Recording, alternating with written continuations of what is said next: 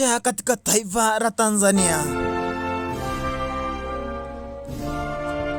tarehe 29 Oktoba mwaka 2025 ndio siku ilikuwa inasubiriwa kwa hamu na ghamu kwa Tanzania wengi, ikiwa tumaini tosha kwa Mama Samia Suluhu Hassan, rais wa Jamhuri ya Muungano wa Tanzania na mgombea wa urais kwa chama cha CCM.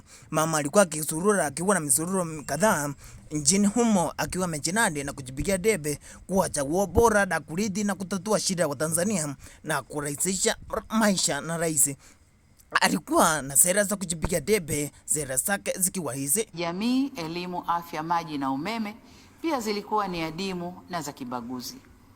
Kwa hivyo siku yenyewe ilipofika, wananchi walionyesha ghadhabu yao na kutoridhishwa na uongozi wake.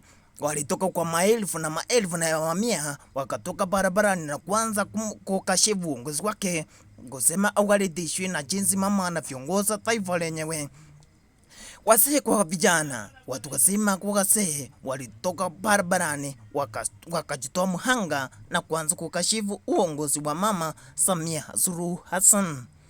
Hali inapofika hapa inakuwa ngumu kwa kiongozi yeyote kuamua na kujua hatima yake kama kiongozi wa taifa lolote.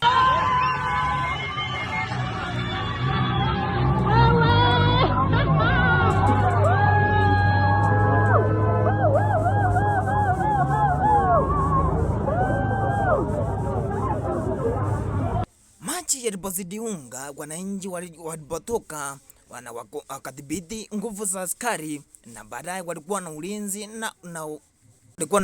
na uungwaji mkono kutoka jeshi la wananchi wa Tanzania. Hadi hicho kimepelekea hadi taifa jirani gazeti lake kuandika mada ya kusema hivi: Defying Suluhu linamkashifu Rais Samia.